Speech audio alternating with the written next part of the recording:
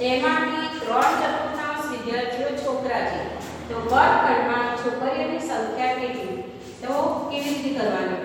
44 ગુણ્યા 3/4. હવે શું કરવાનું? 44 ને 4 વડે ભાગવાના. તો 44 ને 4 વડે ભાગીએ તો કેટલા આવશે? 11.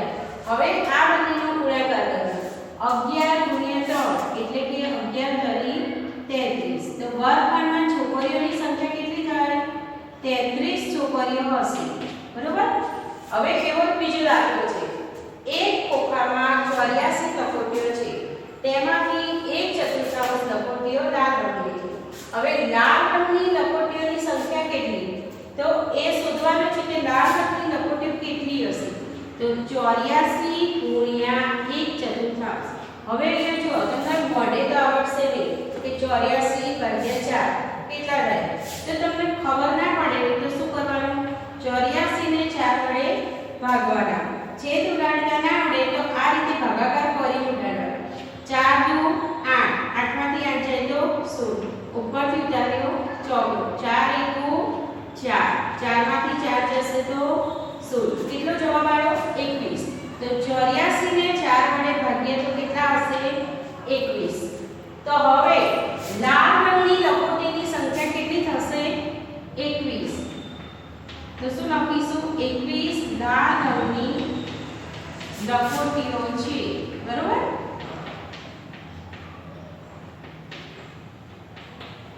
ખબર પડી?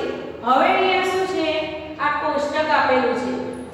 એ કોષ્ટક પરથી તમારે એમાં દરેક વસ્તુના ભાવ લખેલા છે, શાકભાજીના ભાવ લખેલા છે. એ ભાવ ઉપરથી અહીંયા જે પ્રશ્નો આપ્યા છે એના ભાવ શોધવાના છે. અહીંયા જુઓ, નીચે આપેલા કોષ્ટકની વિગત પરથી પ્રશ્નોના જવાબ.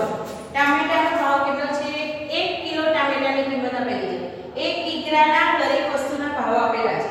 તો 1 કિગ્રા ટામેટાના 8 રૂપિયા, બટેકાના 12 રૂપિયા, ડુંગળીના 10 રૂપિયા, ગાજરના 16 રૂપિયા અને કોળુના 4 રૂપિયા. હવે 1 કિગ્રા ભાવની કિંમત કોષ્ટકમાં આપેલી છે. આપણે આમાં સવાલમાં આપ્યા હોય એટલા કિગ્રાની કિંમત શોધવાની છે.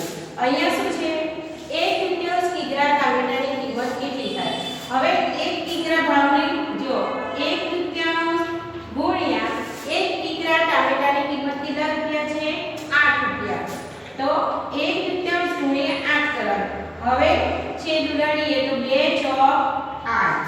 તો 1 કિગ્રા ટામેટાની કિંમત કેટલા રૂપિયા થશે? 4 રૂપિયા થશે. 4 રૂપિયા ટામેટાની કિંમત થશે.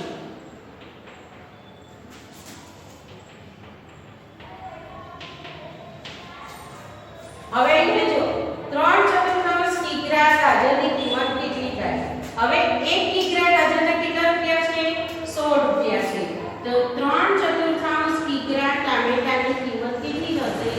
તો 4 6 16. હવે આ બંનેનો ગુણાકાર કરવાનો. 3 6 12. તો કેટલા રૂપિયા થશે? 12 રૂપિયા 3/4 કિગ્રા ગાજરની કિંમત થશે.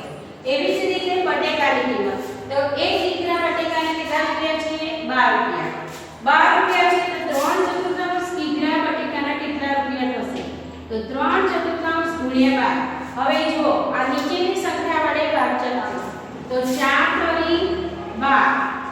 હવે આ બંનેનો ગુણાકાર કરવાનો. 3 તરી 9.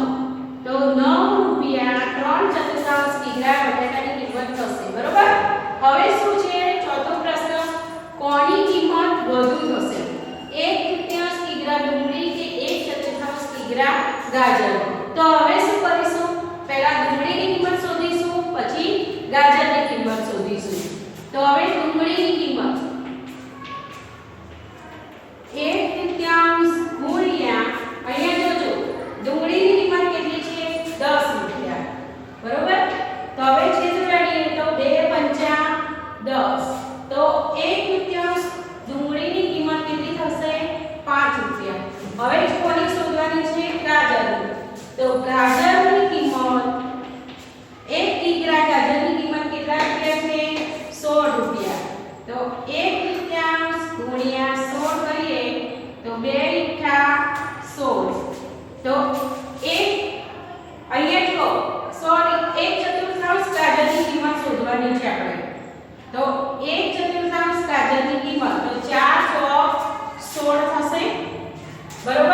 તો 1/4 ગાજરની કિંમત કેટલી થશે?